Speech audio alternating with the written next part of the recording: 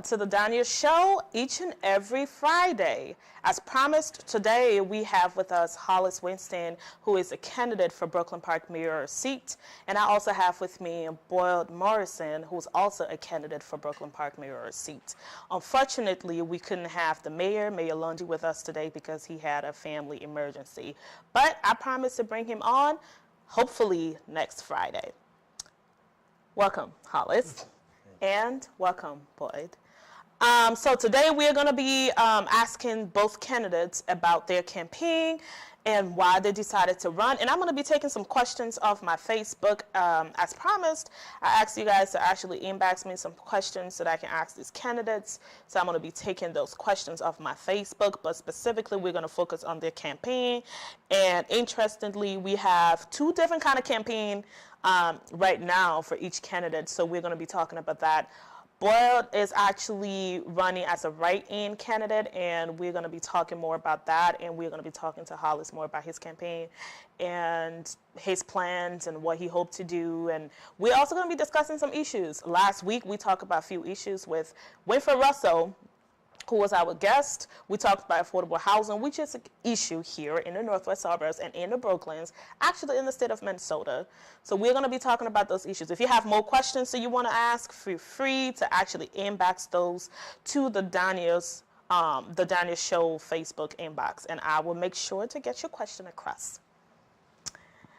Let's welcome our guest. So Hollis, I'm just going to give you a moment to introduce yourself. Not my campaign, but just me, right? Yep, just introduce yourself. Hollis Winston, lived in Brooklyn Park about 10 years now. I have a beautiful wife, Latrice Winston, and then 3 children, so a 13-year-old, 12-year-old, 2-year-old, and happy to live in Brooklyn Park. I guess I can get more into my background a little bit later, but basically that's who I am, a father, husband, and I have a regular job like everybody else. So. Thank you, and thanks for coming. And Boyd, I'm going to give you a moment to introduce yourself as well. First, thanks for having me on your show. Thank you. I'm Boyd Morrison. I'm a resident of 15 years of Brooklyn Park. I'm a husband of 33 years, a granddad of 3 beautiful grandkids, and also 3 beautiful children. I'm blessed and gifted to have a great family, a family that's loving and caring and reaching out and open doors and opportunities for people and welcoming anybody we possibly can, just trying to be a difference maker, and also just trying to make a difference in the lives of people that don't have to look like me or have to be where I'm from.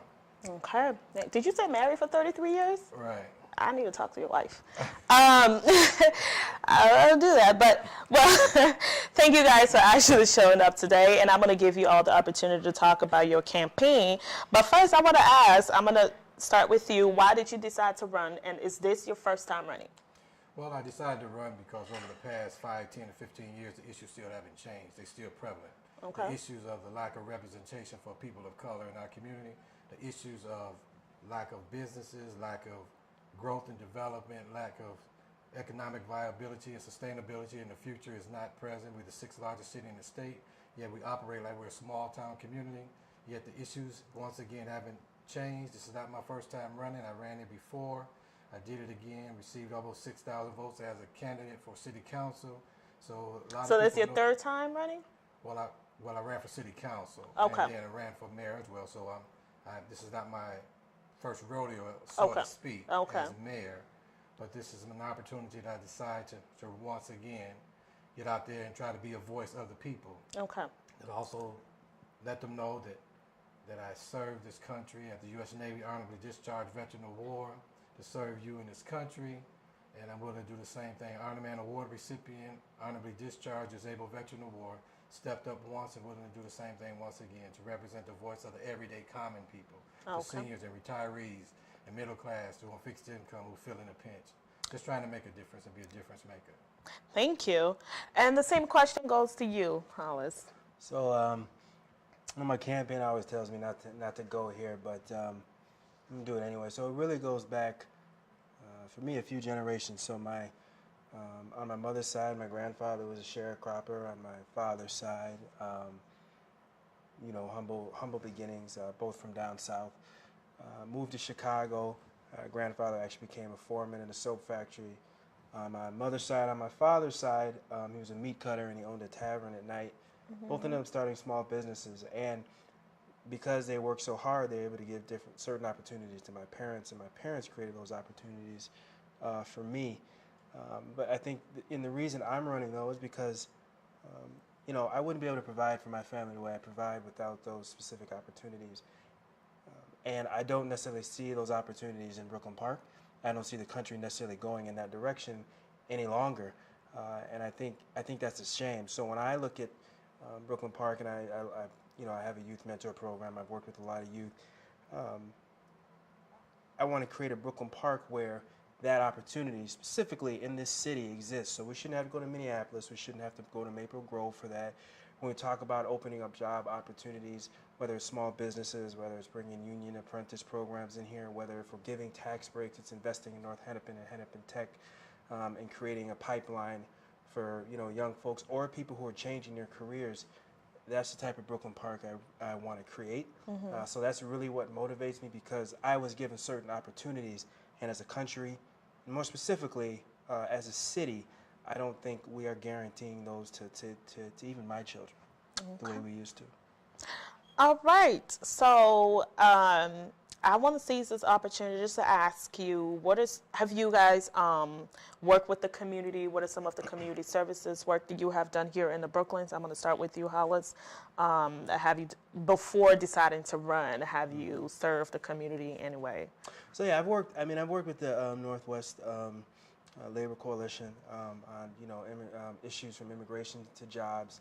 Been involved with that. I actually sit on the Brooklyn Park Budget Advisory Commission now, where I was one of the folks that helped lead redesigning how we hold different departments accountable. So in the past, it was kind of just they'd come in and it was a rubber stamp, and now we have a set of questions where we were able to uncover there's some serious budget issues the city is dealing with, and there's some different direction that we need to go. So those are two of the things that I'm very proud of. There's also a youth mentor program that I created that's not just in Brooklyn Park, but also works around the state. And we work with different candidates, and we'll go out and door knock for those candidates, and the expectation is that candidate will teach our youth how civics work, right? And so we've seen a lot of our youth don't necessarily know how civics works compared to how we did. They don't know what the governor does. They don't know what the mayor or the city council does. And that's important to maintaining a democracy. That's also a program that I'm extremely proud of, and that I've been working at for the last, 3 or 4 years. I'm sure I'm probably leaving a few things out because I've been involved for quite some time, but those are some of the hallmarks of the things that make me proud of what I've done locally. And you? Well, over my past years of dealing with the community, former Human Rights Commissioner, Vice Chair for the City of Brooklyn Park, also for the state of Minnesota, former coach out in the community, coaching in the Brooklyn Park Athletic League, where my team won a championship, where my teams out in North Minneapolis went to the Metrodome a couple of years, won it in the Metrodome.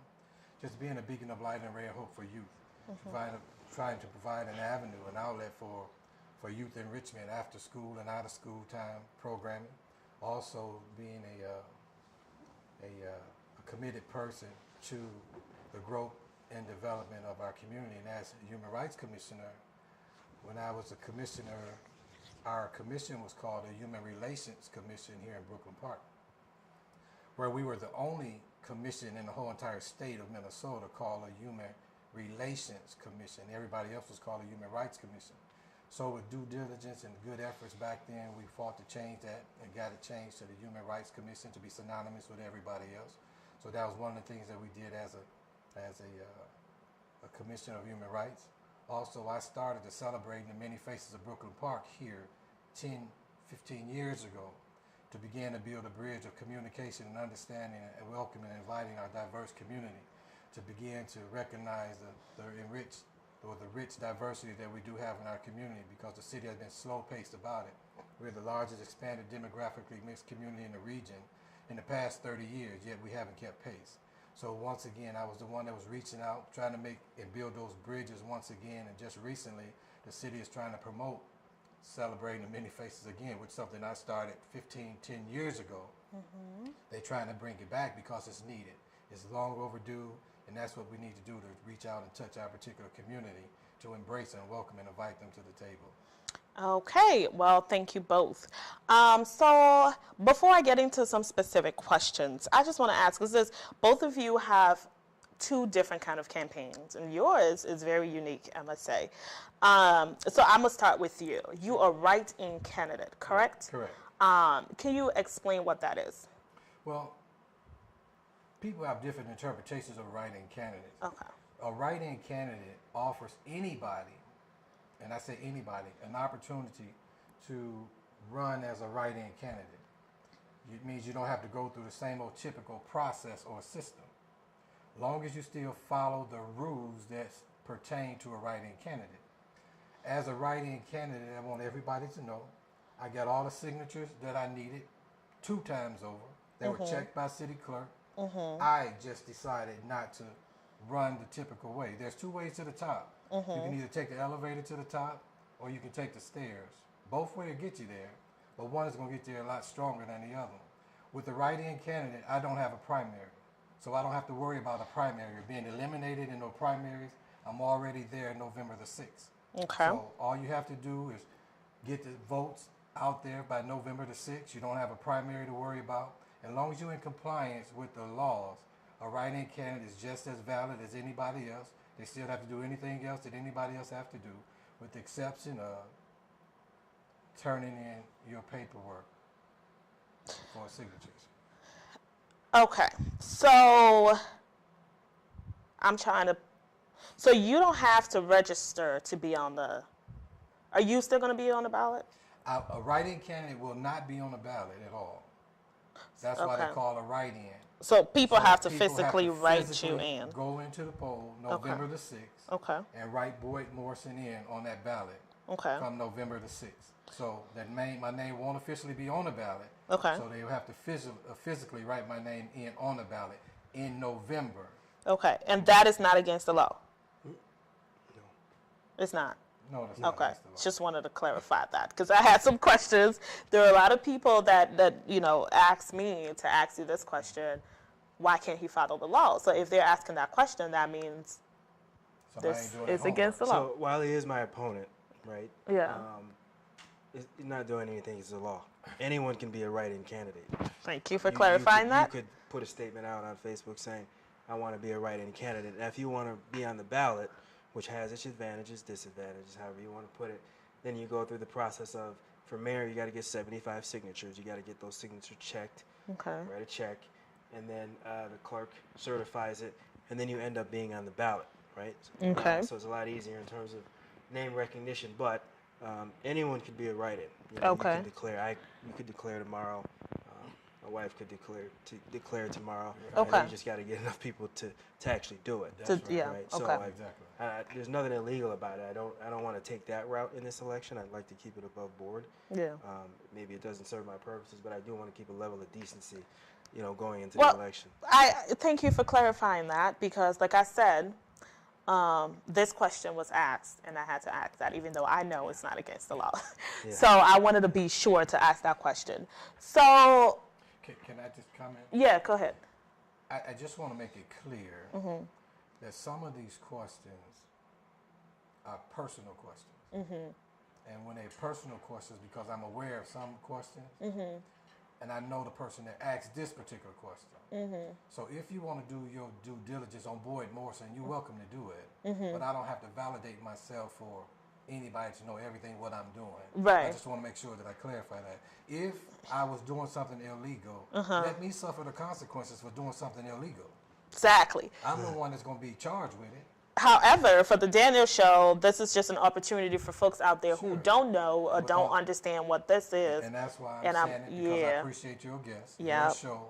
But I just want everybody to know, if I was doing something illegal, let Boyd suffer the consequences. Right, exactly.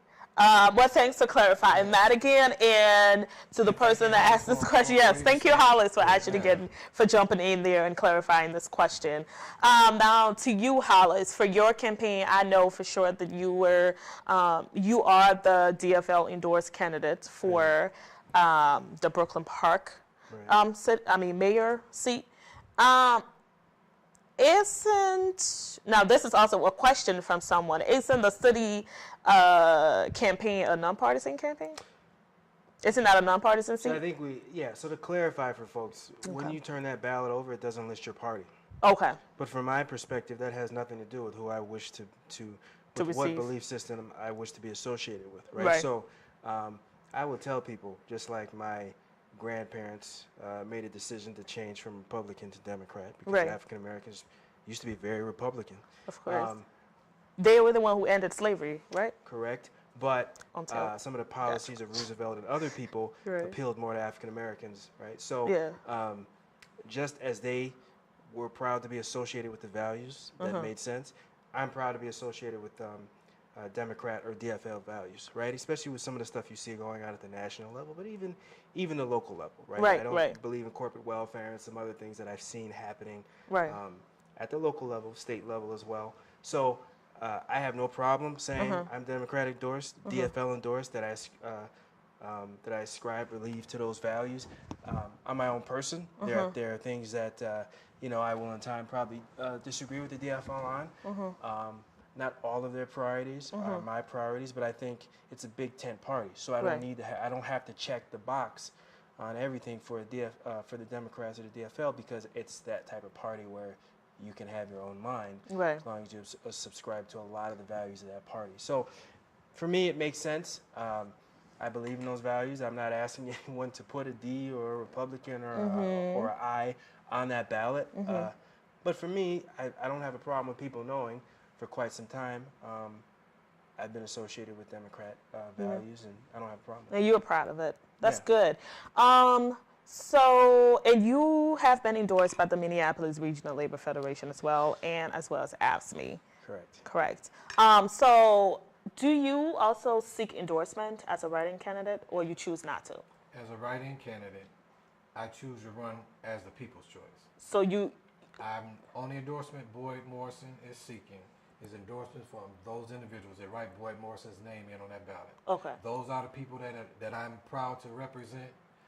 Parties today, to me, I just think is the reason why we're in the situation we're in today. We still have people struggling. When the people are not progressing, I don't care what party you with or affiliation with, the people are still struggling and not progressing. So whatever their motivation, whatever their vision or focus may be, we the people are still not progressing. And when we the people are not progressing, then we the people are being overlooked. We're the lost or forgotten generation of people. And it's amazing to me how many years that only time you see these prospective candidates or people that's running, excluding my brother Hollis over there, because he's just not running, but other candidates, they come down to you for photo ops. Right. They use those things to promote them, to say that they're in the community, with the community, but you never see them working for the community. Right. And each and every day, just take a 5, 10, or 15-year look back over the history of all the people who have committed to doing something in your community. And Eric where have Paulson? they been? Yeah, They've been committed to your community. and I would say, as it applies to this race, I'm very different. I tend to say, let my actions speak louder than my words. So if you take a look back at what I've done, there's a history of me doing stuff in the community. Right. Maybe quietly, sometimes loudly, but I've been involved. I will say that. And I've worked with you many times. We sit on the Northwest Suburbs Coalition table and band down to the City Hall to protest on many different issues, and at the school board meetings as well. Yes. So I've worked with you on a lot of different issues. I would say I would say regarding the parties. The parties are really apparatuses for the people to get things done. Right. So I don't, I push. Quickly, just hold your thought. I have one question for you. As much as you did not seek an endorsement, can you if you wanted to? I can if I want to. Yeah. Okay, good. I'm not finished. So I would say, parties are made up of people. I think people forget that, right? So the Republican, the Democrat, the Independent, whatever party, Libertarian, whatever party you're part of, are only as strong as the folks involved and the grassroots folks who decide to become leadership or to just stay involved with it. So it's really, it's not that they are set in stone, their belief system is set in stone. It's really who decides to drive that vehicle, right? It's a car. It's who's going to drive that vehicle and make those decisions. And so what I always tell people is get involved. If you don't like it, speak up. Democracy That's is how not, the change comes about. That's how change, and democracy is not some game for shrinking violet. It's you have to be, you have to come in there, you have to speak up, you have to realize that there's going to be people who disagree with you. Right. And then you have to push back, and you guys have to work things out. But that's what democracy looks like all the way back to Greek times. It was people saying, this is what I believe, I know what you believe, we've got to work this out. And so that's how I look at the party. And so I encourage people, whichever party, get involved with that party, say what you believe. So we have just few more minutes before we go on a short break. I understand the whole discussion around parties and stuff, but I wanted to ask another question though. Besides getting a party endorsement, have you considered getting an organization endorsement? Because when it comes to organization, they're not a specific political party. They're an organization of people who believe in something. Have you ever considered that? I'm thinking about it. Okay. I'm not opposed to it at all. So what organizations are you thinking? Do you have in mind? I don't have any one in mind off the top of my head as you asked me that question right now today. Okay. But whatever comes available to me, then I'll seek that if we're in line to what it is that I'm trying to do, and I'm in line to what it is that they're willing to support. So I think that's important. If we can make a marriage out of that, like me and my wife have for nearly 33 years. That part I can't understand, but okay. Wait a minute. 33 years? See, I enjoy my peace and aloneness. You get the right one, it'll be peaceful. Okay. It ain't always peaceful, but I like my toilet seat to remain down. Okay? I don't like anyone lifting it up and leaving it that way. we'll check in with you in 5-10 years. Right, exactly. I gotta prepare myself for that. But one question before we go on a short break. Someone asked me to ask you guys, and what's his name on here? I'm sorry, I gotta find this comment. Brian Rogers. Want me to ask y'all, what's your household water bill? Gosh. I don't know. He just want me to ask y'all that one. I guess it's an issue with water bill in Brooklyn Park, maybe? Well, the water's not the greatest quality. It's something that we can. Well, I know. Yeah, we have hard water, right? Very hard water, but the city made a decision to make. So my wife handles that stuff while I run the campaign. Right. I have to ask her, but we made a decision. I mean, you sit on these meetings in the Budget Advisory Commission. We made a decision to have a certain type of water because we don't necessarily want to pass those costs on as a city to folks. But I think if it's a big enough issue, and I've heard it quite a bit on the campaign trail, it's something we could have a discussion. But then we want to make sure that people know the pluses and the minuses. I think people are coming around and saying, well, we're willing to pay a little bit more for higher quality water. But it is a decision that I don't necessarily disagree nor agree with it, but it's just a decision of, we don't want to pass on high costs to folks. So. Okay. Well, to my understanding, there was a research done on the water quality in Minnesota, period, and just about 90+% of the water was bad, including Brooklyn Park. So my perception is, if you know it's bad, why you continue to pass it on to the people? Right. We have people that's overlooking those dynamics that we have them looking out for our best interest, supposedly. So if the water quality have failed and or if the system takes 5 years to come back to test, we need to implement a new system to let us know that we're not drinking bad water, let us know that our kids aren't drinking bad water. My wife is from Flint, Michigan. Flint, Michigan had a terrible crisis of poor water quality, which is still going on. My wife and I donated a truckload of water to Flint to help the people out in Flint. And her family still reside there in Flint, yet the water quality is just now coming around. But it was the government that chose to have bad water. They chose to have bad water. One more time, they chose it. And they chose it to deliver to the people in Flint, Michigan. And I hope this is not the repeat in Brooklyn Park that we're choosing not to examine the water quality for the best possible water that we can have in Brooklyn Park. So we're gonna go on a short break, but before that, this is a question of one word for each of you. How much have you raised for your campaign so far? Why you ask me first? Probably over 10K. Over 10,000, and yours? And I would just like to say, I don't know what that got to do with me running for office. That was a question that someone wanted to know, like, how much have you raised for your campaign so far? I mean, your campaign, whether it's a write-in or not, don't you need money for your campaign? Sure. And you raise money, right? Well, you also have to file that paperwork. And you have to file that paperwork regardless of how you're running, right? Exactly. Okay, so that is public. That is public information. Okay, so I guess I can let you. He says public. You can go check it out. So there was a filing. I can't remember the last filing one. It was either beginning of the year or very end of the year. I think we have one coming up in a month or so. But so the most recent isn't going to be up there. Right. I mean, what I've done recently isn't going to be up there, but there is some stuff up there for folks. Some stuff up there. Okay. Yeah. Well, so we are going to take a 5 minutes break, and then we will be back.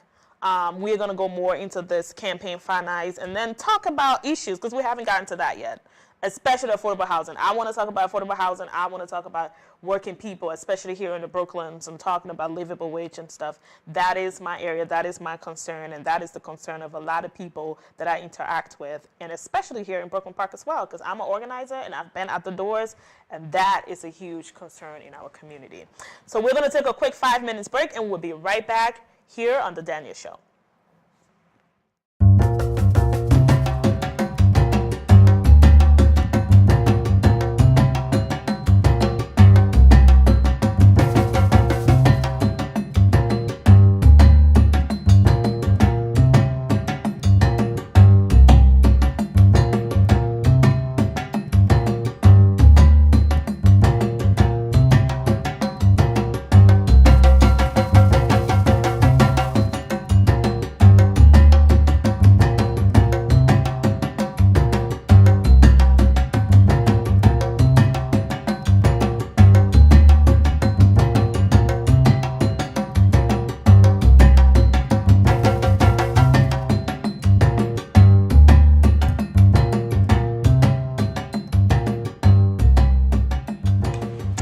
Welcome back to The Daniel Show, and we are going to continue this very interesting conversation moving forward. We're going to talk about issues around affordable housing, and we're going to talk about livable wage and how those two go hand in hand, and how our two mayor candidates that are seated here with me today are going to take this head on as part of their campaign. And if they do win as candidates. I'm just really excited that I have two wonderful, powerful people of color running. I am just excited, not just two of them for mayor seat, but we also have folks running for the West District as well. I usually tell people diversity is not just the skin, it's the mindset, but I am just excited to see two brothers running for the mayor seat. That is for Brooklyn Park being a city that has 52% people of color, and this is a great year for me, really. I'm very proud. And it takes a lot for you guys to step up to the plate. Thank you, and thank you for all you've done. So, as I told you guys before, I am a community organizer out here, and I work for the Minneapolis Labor Federation, so you got double trouble on your hand. I organize, and I care about working people, and that means I care about everything that concerns working people. Few weeks ago, we were at the doors. We had a huge blitz, and we were at the doors talking to people about issues that they care about in the Brooklyns, Brooklyn Park and Brooklyn Center. And two issues arise, and one of them were affordable housing, and the other was livable wage. And people were saying, hey, our rent goes up every year. I'm a renter, so I know how that happens. Our rent goes up every year, but paycheck don't go up every year. So we've been kicked out. We've been kicked away from the city of Brooklyn Park. We've been kicked out because we have to move to where we can find a good job to be able to survive. And sometimes we ended up working 2-3 jobs, which means we don't have the time to come out and be civically engaged and speak up for ourselves. So what are you guys thinking about as far as your campaign? I'm going to start with you. Do you have anything, first of all, is livable wage and affordable housing is part of the issues that you care about as far as your campaign? Well, I do, and then there's a number of ways to approach it, right? So when we talk about, and by the way, it's not just renters, right? So we go on the campaign trail, and we're talking to a ton of people with property taxes, and you can see it in the budget where we get our revenue from. Property taxes have risen over 30% over the last 7 years. That's under this current leadership, current administration, current mayor, right? And so for renters, if property taxes for that land goes up, well, they're going to pass that on to renters. Property tax for people who own homes, they got to pay that bill as well, right? So part of it, and we'll get to like mixed use and all that, but part of it is that when you see all the development on 610, that's coming at a heavy cost. They're not paying their fair share of taxes. Exactly. So that falls on property tax owners and the people that rent, because a renter ain't going to do nothing but pass that cost along. So it's been mismanagement on a number of levels by the current administration over the last past 7 years. So one of the things you can do, you have to grow businesses so that tax revenue grows and it's not falling on renters and it's not falling on property tax owners. In the short term, because it's going to take a while to get those businesses in, you do have to invest in affordable housing. So there is land that we can still develop, right? And then you have businesses that want to come in and they want to develop and they want certain tax breaks. And so you can requirements say if you're going to do that, you're going to have to put a certain amount of affordable housing in place. And when I look at affordable housing, and I'll try to make it short. Yeah, when I look at affordable housing, this isn't something that's just for, I think people have a certain view of affordable housing. And when I look at it, I say, the reason me and my wife moved out here before I got my MBA was it was affordable. And when you look at seniors, a lot of them are downsizing. You got to make it affordable. So from the beginning of people's careers to when they're slowing down, you have to make housing affordable. Otherwise, and we've seen this with some people, whether property tax owners or renters, they have to leave the city because they can't afford to live in our beloved city anymore. So there's a number of ways to come at it, but it would probably take a little bit longer than just so I'm going to stop you there, and then I'm going to give you a chance to answer that, to address that. I'm going to applaud Hollis for his observation and perspective. I'm going to add to his observation and perspective. He say 7 years, I say last 10 or 15 years. Man, I was hoping y'all going to go at it with each other, but I'm playing. I'm playing. And with Go that ahead. being said, affordable housing, first of all, to those individuals that seek affordable housing, please understand this. Affordable housing is just what it says, affordable housing. They may not have you in mind. Affordable housing is for those that can afford it.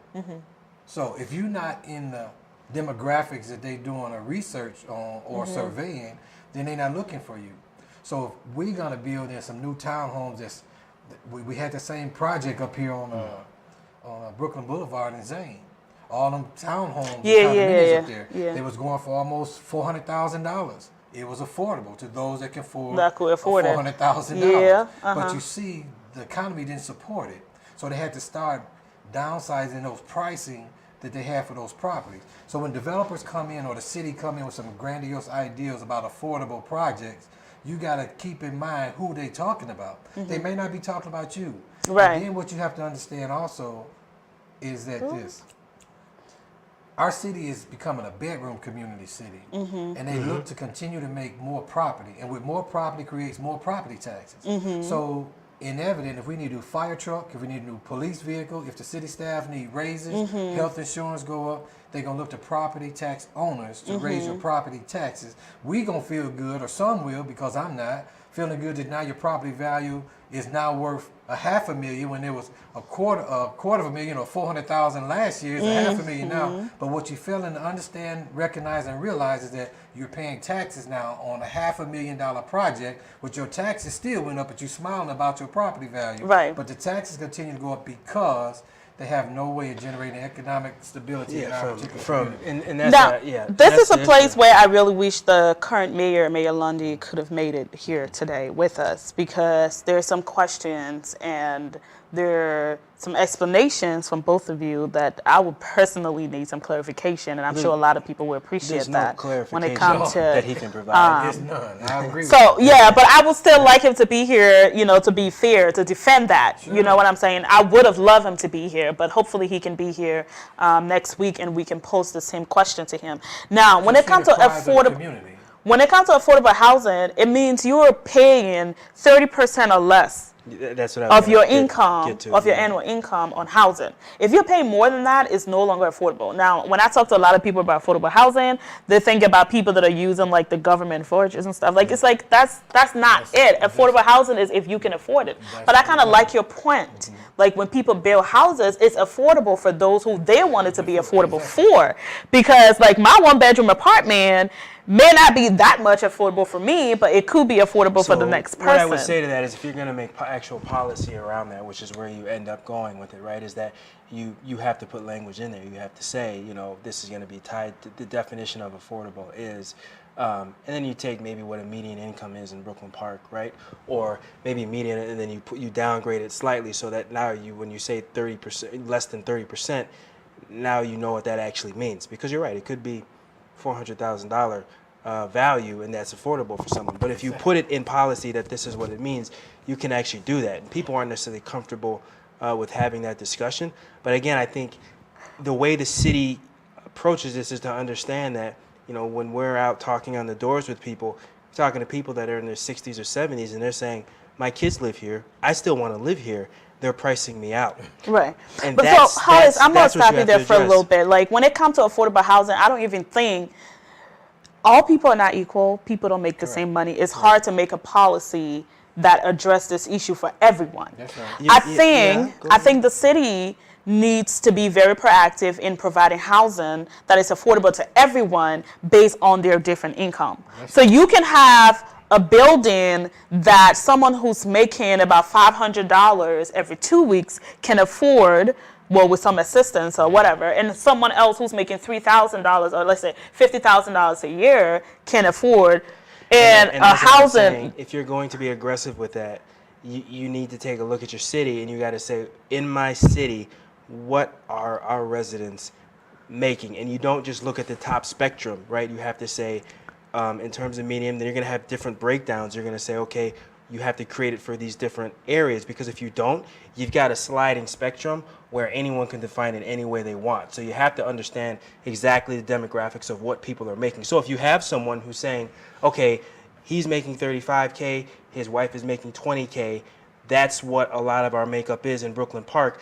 How do we come up with a policy that ties affordable housing to that and other folks that are trying to get a start? Right, but then there are other folks who are homeless too who cannot even afford. So I'm going to say this real quick. The definition of affordable housing is already out there. Now, the city of Brooklyn Park needs to, that's what, it comes back to the thing of livable wage. Need to figure out, okay, fine, this is the medium wage of our residents here in Brooklyn Park. This is how much people make. How do we adjust this? How many, where do we, and people need to be careful too. Like when we talk about affordable housing, it needs to be everywhere in the city. Sure. You can't just, when I look at Brooklyn Park right now, the West District have a lot of those low-cost apartment complexes. I won't say low-cost. They're expensive, but they're very low-maintained apartment complexes. But when you go across 610, you have the 610, what's the new apartment called? The 610. It's called the 610. 610 West. There you go. 610 West. That is like one bedroom is like a whole house. It's like a whole house mortgage. But here's what you have to understand. Remember, when I mentioned to you, affordable means those that can afford it. So the direction comes from the city leadership. So when a developer comes to the city to introduce affordable housing, it's the same city that's reviewing whatever it is that they consider affordable. When they endorse the affordability language that meets the income of those people, that meets that affordable status, the city endorsing that and approving it and say, go ahead and build it. But at the same time, I recall being in a meeting regarding affordable housing where Jeff Lundy was introducing an affordable housing project back here with those housing. And I challenged that because it was some college students that was there that wanted to live in Brooklyn Park, but yet they want to move away from home, but they can't afford to live in anything that the city is putting up or approving. And that's what I'm saying. Is you have to as a city. So I get the definition of affordable housing, right? But as a city, Brooklyn Park, we have to say, and what I would be saying is, look, when families are starting out, when folks are leaving, and everything in between, what is affordable across different spectrums, and where are the gaps, right? There's no gaps for people in Brooklyn Park. There's no gaps for people making, 150, 200K. They got their housing, but there are some gaps for families that are starting out, and they're saying we're making 65K and we're having trouble meeting the bills, right? Sure. So you have to take a look and you say, where are these gaps? This is where we have to affect it. And the thing that I would challenge folks, because some folks when they hear affordable housing, they immediately say, oh no. The thing I would challenge folks to say is affordable housing is for everybody. That's for Yes. someone's grandmother. Yes, That it's is supposed for, to be. That is Yes. for a family that is trying to climb the corporate ladder. Yes. It's for someone who's from a union household. Yes. That's what affordable housing is. And we've allowed, partially these new politics we deal with in terms of demonizing certain terms, we've allowed people to demonize something that really has always been a part of the American dream. And so let me just stop here. So we were talking about a Brooklyn Park where people can live and do and work, right? And a lot of people are leaving the city to go out to look for work. Sure. Because when you look around in Brooklyn Park, you see a lot of jobs, but most of them are low-paying jobs. Restaurants, McDonald's, Walmart, Target. And who are being put in those jobs? People that look like me, people that look like you. We're the one who are filling those jobs, but they're not paying livable wage. Now listen, people who are, without those people that actually check you out, when you go to Target or Cup Foods, you won't be able to have the services that you get. So they deserve to get paid a livable wage so they too can take care of their family. Why aren't we having this conversation to put this whole thing to rest? Because a home can be affordable if you're making enough to afford it. Right. Why aren't we having this conversation about livable wage? I'm not having a conversation about 15 because we can talk about 15, and once we get 15, prices goes up, and 15 is now minimum wage.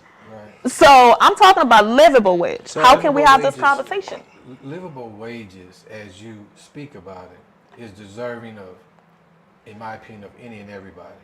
Right. I think it's to create an opportunity of wealth building for a family, wealth building for a college student.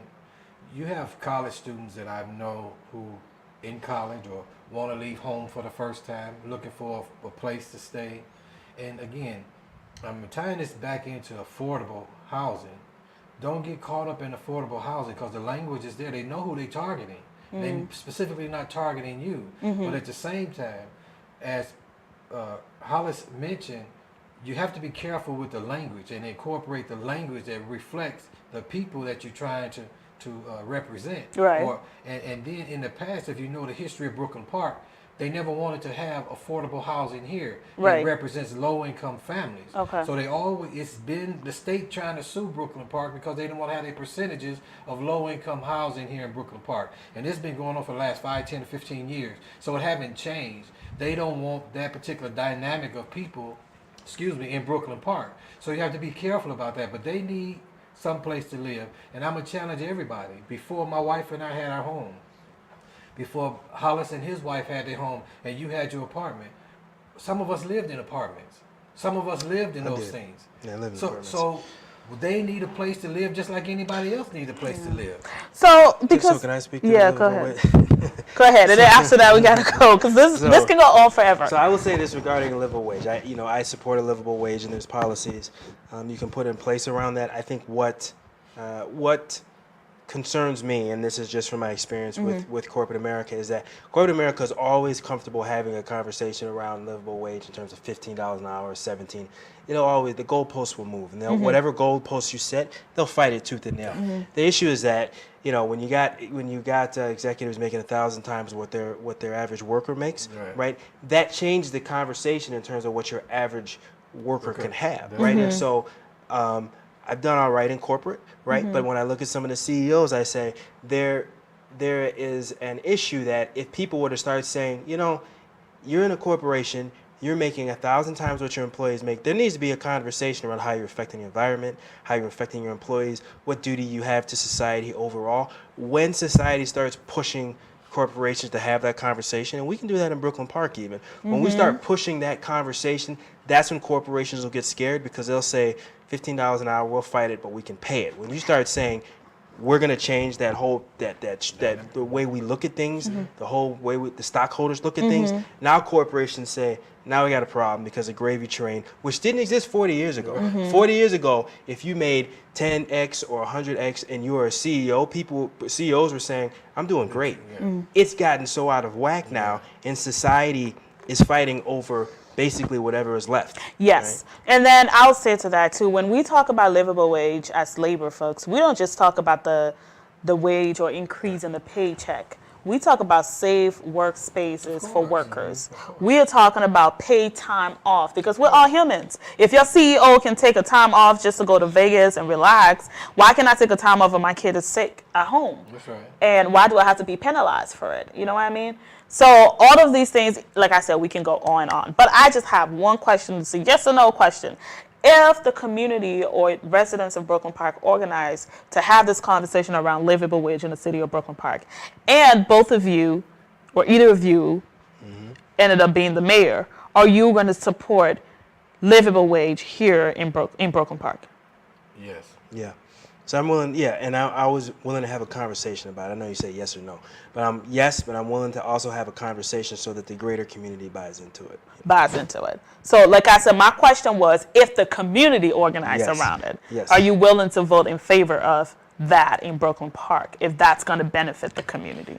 And again, I'm going to say yes again because... And you were yes too? I said yes. Okay. I'm always conversations with me. True, yes. And me too, but I just didn't say that. But again, it's we the people. The preamble says we the people. Yes. It doesn't say a certain party or this, that, or the other. Yes. So you have to have the conversation. You're going to have people that's going to be opposing it always. Right. But then you sit them in a room. Those that's against it, sit over here. Those that's for it, sit over here. Let them begin to interject their opinions and views, and by the end of the day, we'll have a consensus, hopefully, that some people that was for it. And make sure you have security in that room. No, so I think there's a way to have that conversation without it becoming because people get so passionate about certain things, and sometimes it's easier for people who are not directly impacted to sit back and look at certain things and say, oh, let's look at it that way, but someone who is directly impacted is saying, I gotta go home to this shit. And you're telling me let's talk about this and let's talk about that. Like, this is a reality for me. I will say this though quickly, that you have families where the parents are like, well, look, we both make $100,000 a year. The children are coming back from college and the opportunity is out there for their kids. They're starting to say, I didn't get it, but now I get it with my own child. Yes. So that whole wall that people think is so firm, I think that's beginning to kind of break down. So there is room for a conversation. There is room for conversation, but I don't think that conversation is going to take a day in a room. It's going to take time, and which brings me to my next question, or my next concern, is that the Brooklyn Park have a huge issue, and what we don't realize is that we have residents that do not engage civically. Right. So if we have people paying attention and they are civically engaged within our city, then they can hold elected officials accountable, and also they can have conversations with each other, and then they can listen to each other. So if you guys, either of you, become the mayor, are you guys going to promote civic engagement in the city of Brooklyn Park? Well, I'll let him go first on this. That's a staple of who I am, building bridges and creating communication and understanding amongst our community. One of the most untapped resources in our community is our diversity. Although our cities say we're a thriving community, I yet to see us thriving at all. But yet when I see the same statement on Maple Grove's site that they're thriving, I believe that they're a thriving community because we travel to Maple Grove to shop, to dine, to community pool, to go to the movies. And you know what? We even have to go there to the hospital. We don't even have a hospital here in our community. That we're the 6th largest city in the state, and we don't even have a hospital. We got to travel outside of our community, pay an enormous amount of taxes in our community, have to do business outside of our community where none of those benefits come to our particular people in our community. There's no reason for people to come here in Brooklyn Park other than those that live here in Brooklyn Park. We have to travel out there once again to spend money. First, to put gas in your car to travel out your community, so you spend the money there. So Maple Grove and other surrounding communities are creating more wealth from Brooklyn Parkers than they are within their own Maple Grove. And we pay an enormous amount of taxes, and I think we should receive some of those benefits by the enormous amount of property taxes that we do pay. And don't forget, in fact, again, that when we create policy making, when we invite businesses to come here, just the other day I was riding down the street and I laughed. It was a little girl had a lemonade stand on the corner, lemonade for $1. Do you know they are required to have a permit in Brooklyn Park to have a lemonade stand on the corner? The little kids that was happening for many, many years, if the city caught them on the corner with a lemonade stand, they will fine them or they will charge them because they need to have a permit to be on the corner to sell lemonade on the corner here in the city of Brooklyn Park. And Interesting. Okay. that is ridiculous. But to get so let's make that to get short. back to your engagement, I don't win this election without engaging the community in a way they've never been engaged before. Right. So partially. Now, I'm not. My question wasn't tied to your campaign, but I say if you become the mayor, I got you. But I think part of the reason the mayor and city council are there is certain communities have not always been engaged as they have in the past, right? And here's the thing: you can't hire a consultant and go out there and talk about different neighborhoods to get the community engaged. You really have to get city staff, police, fire, and not that police and fire don't go out there, but you have to get the community to see them a certain way, get them out in a certain way where people are saying, oh, I see my reflection in them, and it's not based on color, right? I'm just saying, I see that they respond to me. You have to get them engaged in a way that people are looking and saying, okay, I feel comfortable coming out. This really is my city. I'm not just passing through. But when you hire consultants and you have all these meetings and the channels you use always get to the same people, you're going to get the same result. Yeah, you're going to get the same result. So you have to engage folks differently. That's right. Okay, so we are out of time. I'm going to give each of you 2 minutes to just, if you have any message out there, what do you want people to know about your campaign? What would you like people to do for your campaign? I'm going to give each of you 2 minutes to go, and I'm going to start with you, Hollis. Okay, so, again, I'm really running on a campaign of creating opportunity across Brooklyn Park. So this one, I'm looking at this camera, right? So really creating an opportunity across Brooklyn Park.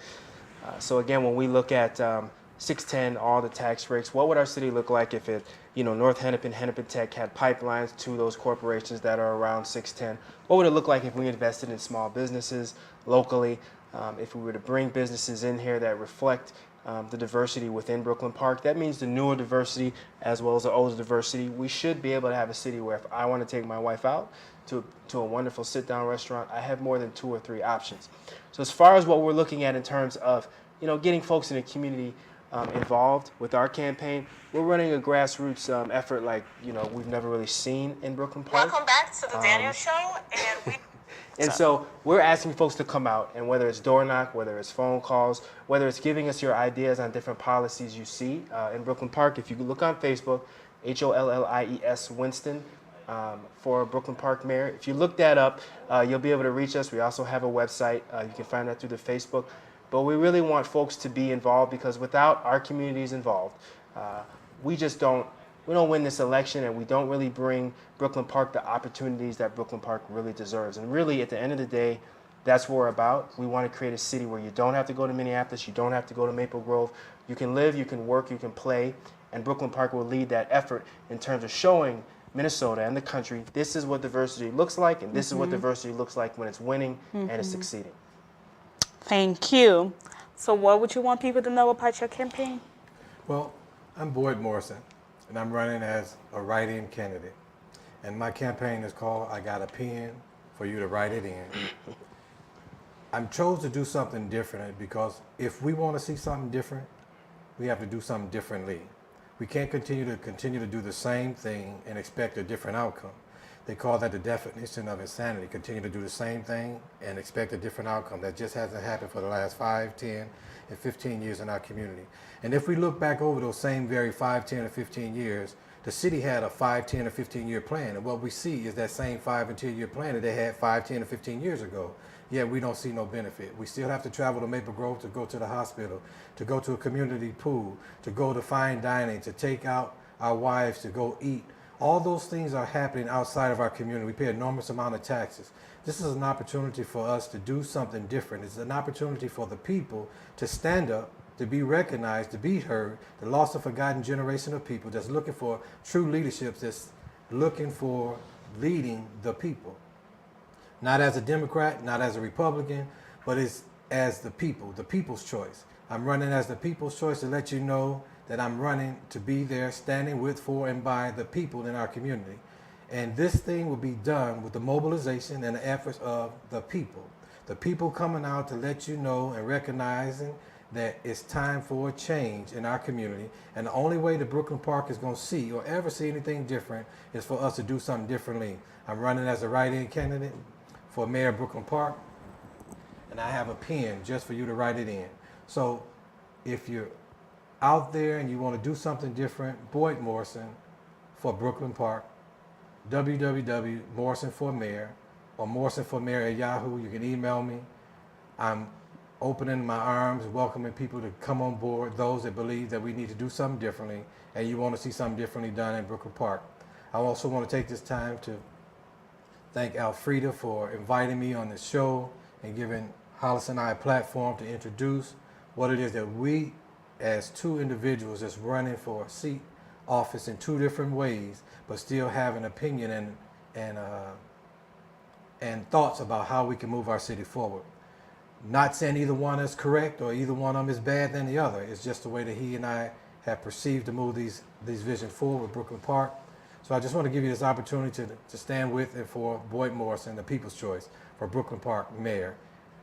November the 6th, take this pen and write it in. Thank you. And regardless of who you choose to vote for, you have to get to the poll and vote. I know early voting starts the end of this month, actually, so you can actually get out there and start voting already, I believe, for the primary. For the August 14th. For the August 4th primary. Yep. So you need to get out there and vote, register to vote, get out to the polls and vote. And you are not just voting for these candidates, but you are voting for a better Brooklyn Park. You are voting for a better community for yourself. And for those of you, especially with the immigration issue, a lot of you have brothers and sisters who are citizens and who can actually vote. Get out there, and when you are voting, think about the people that you care about that cannot be there to vote and speak out for themselves. So get out and vote November 6th. Also get out and vote in the primaries August 5th. August 4th. Is it August 5th? I thought it was August 14th. August 5th. I think it's August 14th. Anyway, oh, okay. Some August. And if you want to get in touch with these candidates, please contact us here on The Daniel Show, and I will send you the information. You can sit down with them. As you know, we just have an hour here on The Daniel Show, so we couldn't go over everything. I can give you the contact information. You can reach out to them. They're both very responsive, and they will get in contact with you and sit down with you and have coffee with you and listen to your concern. And I'm sure they can learn from you as well. Just because they're running doesn't mean they know everything about the city and they have solutions to everything. It is you and I who bring the solutions and who bring the issues, because we are the one who are directly impacted. They're just going to be our voice at the City Hall. So thank you.